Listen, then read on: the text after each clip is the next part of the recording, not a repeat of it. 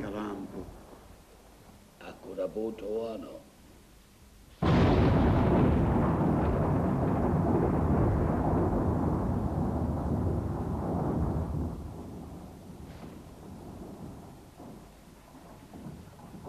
Dovete sapere, signori, che io ho dedicato tutta la mia vita allo studio dell'occulto e delle scienze esoteriche.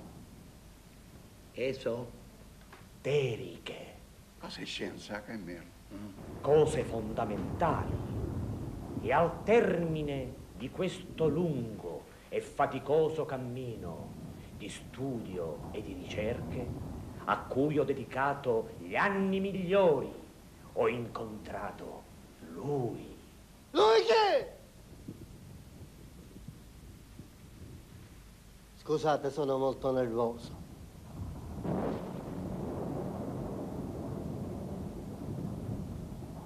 Ma lui chi? Il maestro, colui che con le sue potenti arti occulte, più di chiunque, più dello stesso Merlino, si è avvicinato al motore immobile. Che di cazzate. Prego? Niente, signor Barone.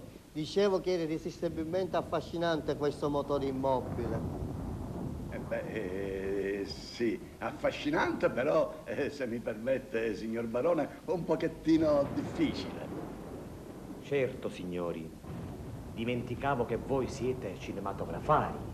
Ed è appunto per questo che vi ho cercato, affinché attraverso la magia dello schermo anche la plebe possa conoscere le infinite virtù del conte e onorarlo nei secoli dei secoli.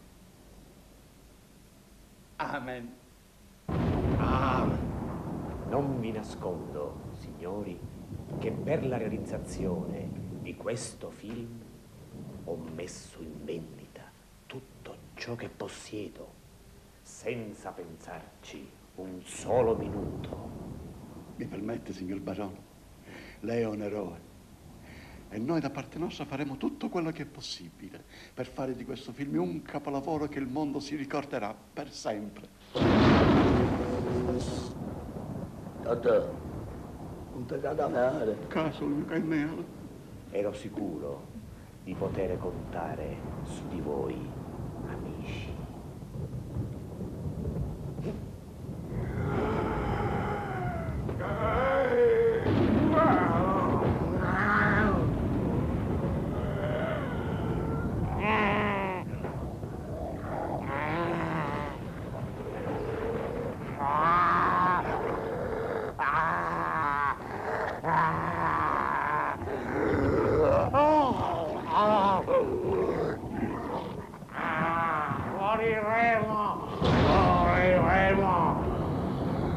C'è un mostro.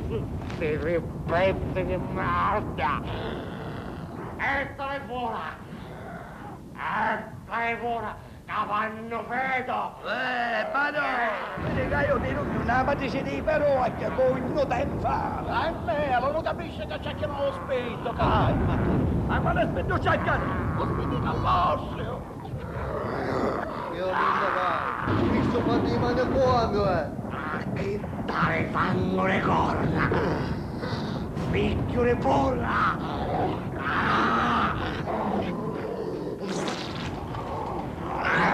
Oh, picchiano! Tasse hanno capisci che non andano i picchi! Non fate schifo, no! Volete che fate schifo, dottore? Che meglio tornare ad ospite, che ma cica!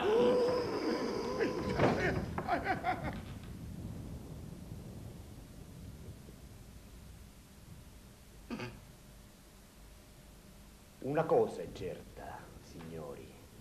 Dovremmo trovare un attore all'altezza della situazione, una vera star. Voi avete già in mente qualcuno?